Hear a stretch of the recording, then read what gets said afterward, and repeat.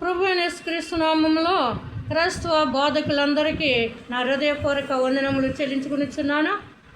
అదేవిధంగా నేను రక్షింపబడిన కొత్తలో మరి సహోదరులు వచ్చి నన్ను ఆదరిస్తూ ఉండేవారు, మేము కూడా ఆదరిస్తూ ఉండేవాళ్ళము. అదేవిధముగా మా ఇంటికి ఒక ఇద్దరు సహోదరులు వస్తే మా కొరకు ప్రార్థన చేసిన తర్వాత మా పక్కవారు మా ముందు వారు కూడా మీరు వచ్చి మాకు కూడా ప్రార్థన చేయండి అని చెప్పేవారు. మేము కూడి వెళ్ళి మేము వారికి ప్రార్థన చేసేవాళ్ళం, విగ్రహారాధకులైనా. అదేవిధంగా మరి ప్రస్తుత దినాల్లో అవి నాకు కనిపించట్లేదు. అందు కారణాన్ని బట్టి బోధకుల విషయమై కొన్ని మాటలు మాట్లాడాలని నేను మీ ముందుకు వచ్చి ఉన్నాను. అయితే పరిశుద్ధ గ్రంథంలో అనేక రీతులుగా ఉన్నాడు. ఒకసారి మీరు వస్త్రహీనం అయితే వచ్చి ఉన్నారా, మరి నేను రోగినై ఉన్నాను, నన్ను పలకరించి ఉన్నారా అనేటువంటిది పరిశుద్ధ గ్రంథంలో చూస్తాము.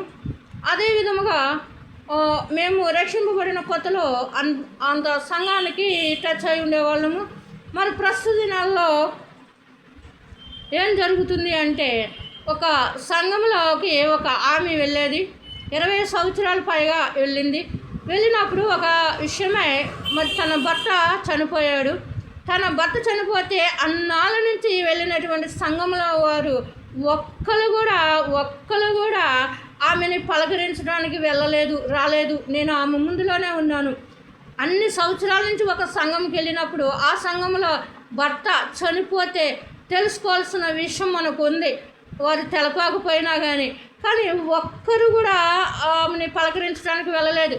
ప్రస్తుత దినాలలో సంఘాలు ఏ విధంగా ఉన్నాయనేది ఆలోచించుకోవాల్సిన విధానం ఉంది. మీరు అనేక కేటగిరీలు కేటాయించి, అలాగే మీరు లోపల వాటిని చక్కబెట్టడానికి మీరు అనేక మందిని ఏర్పాటు చేసుకునిచున్నారు. మరి మీ సంఘం నుంచి నాకు అవసరం లేదు కానీ ఇంకా మీరు ఆదరించబడాలి అనేటువంటిది నాకేమీ లేదు. కానీ మరి క్రైస్తవులు అందరూ రక్షింపబడిన వారు ఉండరు, ఎవరో ఒకరు ఈ రక్షింపబడిన. మరి ప్రస్తుత దినాల్లో ఇబ్బందిగా ఉంది కదండి, మరి ఆటంకం అయిపోయింది కదండి సువార్త అండి. నువ్వు వెళ్ళే దారిలో నువ్వు వెళ్తే నిన్నెవరు అడ్డుకోరు, నువ్వు వెళ్ళినప్పుడు నిన్నెవరు అడ్డుకోరు. అలాగే క్రైస్తవ సంఘాలకి నిజంగా నా తల వంచి చెప్పుతున్నాను, ఒకరు ఇద్దరునో ముగ్గురునో వెయ్యండి, వారు గృహములను దర్శిస్తారు. మేము దర్శించామని దానికి సంబంధించి 100 కాకపోతే 1,00,000 ప్రసంగాలు చేసుకుంటాం ఈ మాటల మీద. కానీ ఇది నిజమెంత అబద్ధమెంత అని ఆలోచించవలసిన విషయం ఉంది. ఇది పనికి వచ్చే విషయం కాబట్టి. ఎందుకంటే అనేక సహోదరులు కుటుంబాల్లో అనేకమైన వ్యాధి చెందుతున్నారు, అనేకమైన దుఃఖము చెందుతున్నారు వారి చేత. ఆ కుటుంబంలో ఒక్కరే రక్షింపబడి ఉంటారు, అందరూ అన్నీ రక్షింపబడి ఉండరు. స్త్రీలను పంపవలసిన సమయంలో స్త్రీలను పంపించి పురుషులను పంపించినటువంటి సమయంలో ఒక ఇద్దరునో ముగ్గురునో పంపించినట్లయితే ఆదరణకరమైన మాటలు మాట్లాడి కొంత ప్రార్థన చేస్తే మనం కొద్ది వరకు సేవ అవడానికి అవకాశం ఉంటుంది. అదేవిధముగా దేవుడు ఈ యొక్క సంఘాలకి ఒక దేశ సంఘమికే కాదు, ప్రపంచం ఉన్నటువంటి క్రైస్తవ బోధకులందరికీ, స్త్రీలకి పురుషులకి ఈ యొక్క సంఘమును ఉంచి ఒక్కొక్కరినిగా గృహమును దర్శించినట్లయితే మంచిది. ఏదో ఒకరిని ఇద్దరిని అనేది.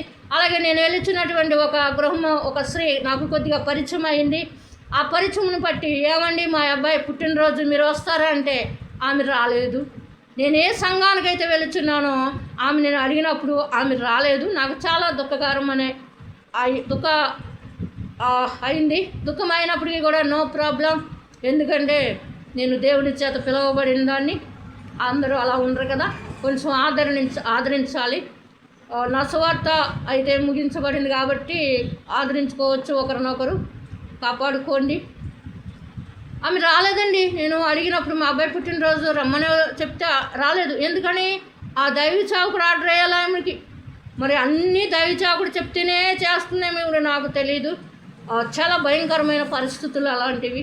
మీ సంఘానికి వచ్చినప్పుడు దాన్ని గమనించి మరలా వారి గృహానికి వెళ్ళి దర్శించడం అనేది.